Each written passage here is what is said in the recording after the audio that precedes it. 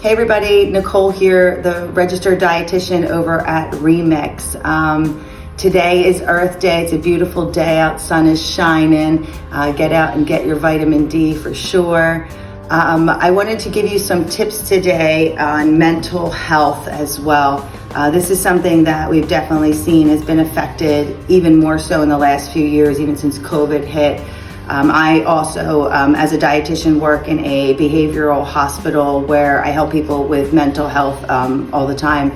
And two conditions that we've seen on the rise are anxiety as well as depression. And I wanted to give you some ideas today about nutritional things that you can change or implement that actually can help in the reduction or management or even reversal or elimination of those conditions. So when we think of anxiety, I want you to think about stress, right? So some people, when we have a lot of stress, then we get more anxious, and that makes sense. But also ask yourself, do you have GI issues that correlate with that? Like when you get stressed, do you feel it in your gut? You literally like, I'm a wreck, or I can't eat. Sometimes people have anxiety and they eat and stress and eat, but most it's really a decrease in appetite, decrease in intake, stomach upset, etc. So there is some thought there between this gut-brain connection, and it is called the gut-brain axis, and there's decades of research on this that you could look up and search on Google. But from an anxiety standpoint, as well as depression, these are going to tie, there's a lot of the same nutritional changes that would be needed to help with both. And the one is called reactive hypoglycemia. What that means is our blood sugars quickly fall. So let's just say I ate a big carbolicious sugary meal, could be my flavored coffee with all that extra sugars and flavored creamers in it. And that's going to cause me a quick rise, and I'll feel good for a second or moment in time, and then you're going to have a hard crash where then maybe some of those mood and irritability and anxiety and things change. So reactive hypoglycemia is something that affects both anxiety and depression. So think about trying not to use refined carbohydrates. That's a lot of the white carbs, white bread, white pasta, white bagels, soft pretzels, all those types of things. Choosing more whole grains, so it's a slower rise and a slower crash in that blood sugar, not so drastic and symptomatic.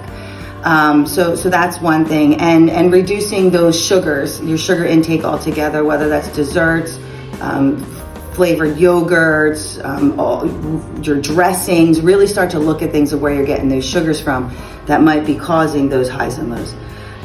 Caffeine, we all have it. We might need it on a daily basis. I know I have mine, but there's an excessive amount that can actually make us feel more like jittery and again, more anxious and such. So be aware of how much caffeine you're having. And when you think caffeine, it's not just coffee and tea. It could be your chocolate as well, cola, some sodas. So caffeine intake is also something we really want to be looking at and reducing, not maybe fully eliminating for sure.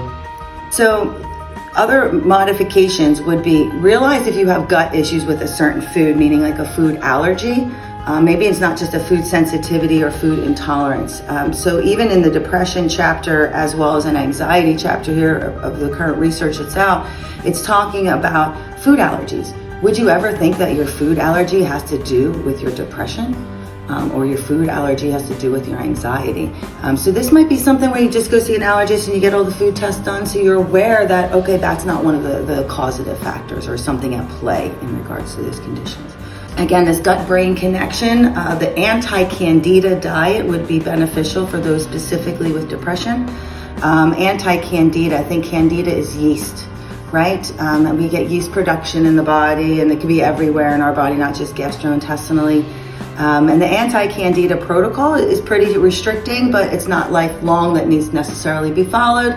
Maybe it's a short-term diet to be followed, but it's really, again, reduction of all kinds of sugars, even fruit, because again, no sugars to feed that yeast. That's their food that they eat. So we really eliminate that and add things in to kill off that candida, like oregano, olive leaf extract, etc. Again, these are things that you might not be doing, you might not know about, and that's where me as a dietitian help you through this and educate you and see what works for you and your body. The final couple thoughts might be, there is some thyroid correlation, thyroid issues that correlate with the depression. So again, are those levels being checked by your doctor? B vitamins and its array of the Bs, it's not just B12. Pretty much almost all the B vitamins correlating with anxiety and depression. Well, think about that. When we're stressed, our body uses up more B vitamins, so of course our levels are going to be lower. So that is something where they've even seen benefits with even IV B12 and even something called the Myers cocktail, which is intravenous nutrition for those with depression. So L-tryptophan is a precursor to something known as serotonin, a neurotransmitter, and it has been found to be effective for depression and anxiety. L-tryptophan, I think about that sometimes when you eat turkey, like Thanksgiving Day, and afterward everybody's all like relaxed and sleepy and calm. That's what it does in the body. The last thing would be a mineral, which is magnesium. Magnesium is also utilized up quicker in our body when we're stressed. And when I look at nutritional deficiencies, besides those B vitamins, I also see magnesium as being another high one. And we don't really eat a lot of foods with magnesium in it. Hemp seeds are loaded, almonds, but you would have to eat tons of almonds, almost 900 calories of almonds a day to get all your magnesium, so who's gonna do that? So ideally, some magnesium, again, L-tryptophan, some Bs, watching out for your sugars, watching out for how much caffeine you're having.